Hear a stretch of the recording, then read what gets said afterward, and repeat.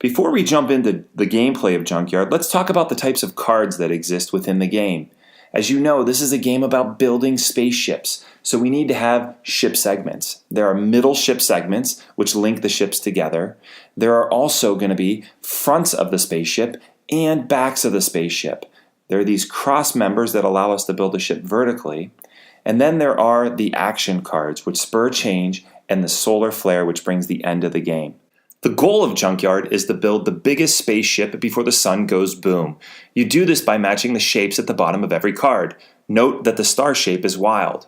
At the top of the screen, you'll see two ship pieces that can't match. However, the bottom has X's that match and a star. That is a complete ship. You can also match vertically by using these gold cross-member pieces. Now we can get into the actual gameplay. So when you get your Junkyard deck, you're going to have a box. You're also going to have an instruction book that's 16 pages, and you're going to have 54 cards. All the backs are the same because then you can simply shuffle them up and make a giant Junkyard pile. Each game starts with every player drawing 3 cards. You want to draw ship segments because that's how we start the game. We all have to have 3 ship segments to start the game. If you happen to get an action card, or if you happen to get a solar flare card, make sure that you redraw. You want to make sure that you're starting off with ship segments that have shapes and colors in the corners. That's how we link the ships. Remember, stars are wild and you want to match your ship shapes. So we're redrawing 2 pieces, and look, we've got a new front and another middle section. So now that we've got 3 ship segments, we can start our turn.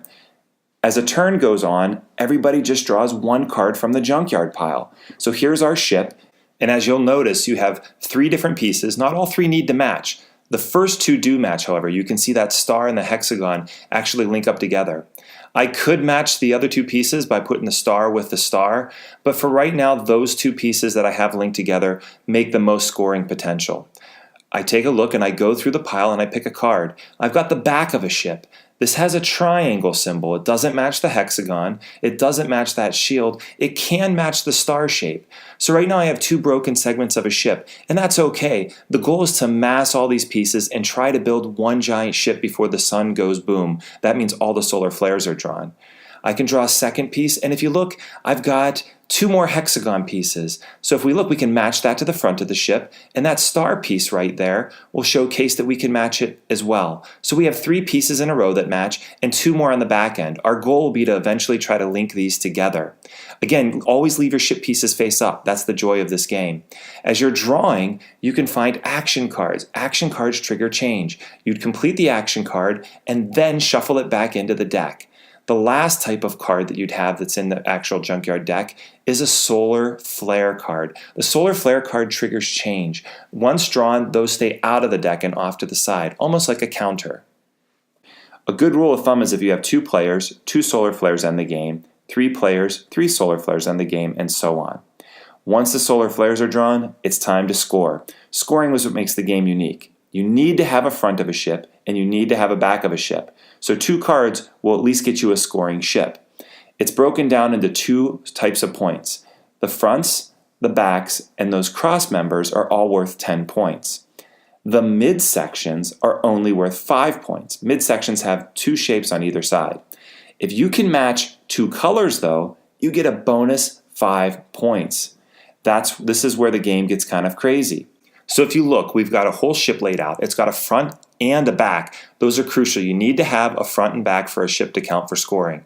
We've got all the different shapes and they match up across the board, and we've got 2 cross connectors. This is how the ship can build vertically. Now, we're going to end up counting these ship pieces. That front and back and those cross members are each worth 10, and then the midsections are each going to be worth 5.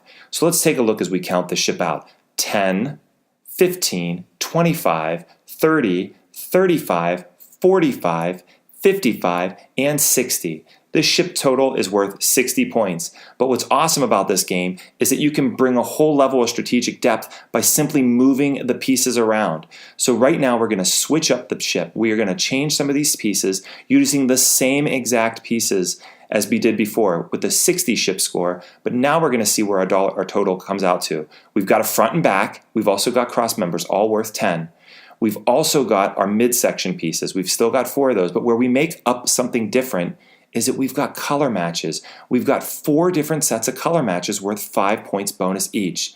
Now I've got 5, 10, 20, 30, 40, 50, 55, 60 points again, but now I've got 65, 70, 75, and 80. So we took the same ship and it could be worth 60 points or it could be worth 80 points. And that's how you can get a ship that has less pieces or a different configuration that can actually beat a ship that may be bigger. And that's really what makes Junkyard a ton of fun. Hopefully you grab the game and enjoy the play. Thank you very much.